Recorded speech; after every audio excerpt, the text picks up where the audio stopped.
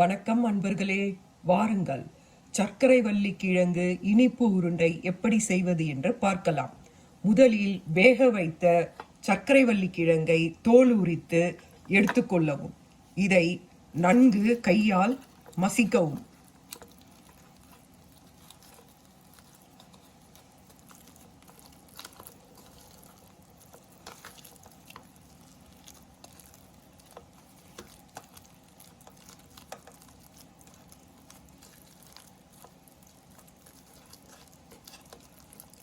நன்கு கையால் மசித்த பிறகு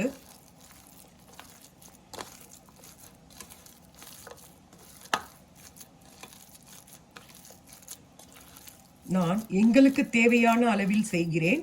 உங்களுக்கு தேவையான அளவுக்கு ஏற்ற மாதிரி நீங்கள் சர்க்கரை வள்ளி கிழங்கை எடுத்துக்கொள்ளலாம். இவற்றில் முதலில் 2 டேபிள் ஸ்பூன் அளவிலான சர்க்கரையை சேர்த்துக் கொள்கிறேன். பிறகு இவற்றில் துருவிய தேங்காய், நறுக்கிய பாதாம் பருப்பு, ஏலைப்பொடி, திராட்சை ஆகியவற்றை இதில் சேர்க்கவும்.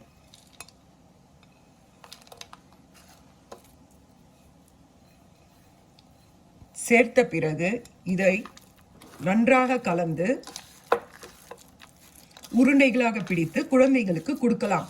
இதில் தேவையான அளவு மாவு சத்து, நார் சத்து, புரத சத்து ஆகியவை, கொழுப்பு சத்து ஆகியவை அடங்கியுள்ளதால் இது குழந்தைகளுக்கு மிகவும் நல்லது. பெரியவர்களும் இதனை சாப்பிடலாம். இது மிகவும் நன்றாக இருக்கும். செய்து பாருங்கள். செய்து பார்த்துவிட்டு கமெண்டில் தெரிவிக்கவும்.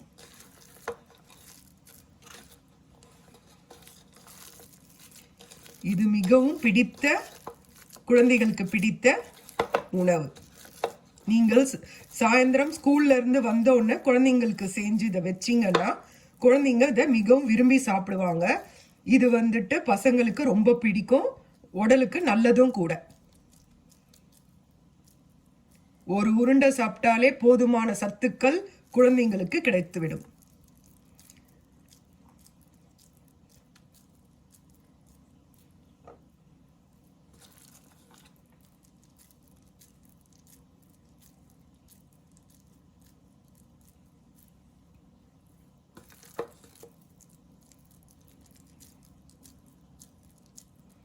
மிகவும் சுலபமான முறையில் செய்யலாம்.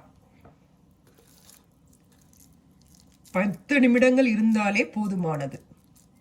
எல்லாவற்றையும் எடுத்துக்கொண்டு கிழங்கை பிசைந்து உருண்டைகளாக செய்யலாம்.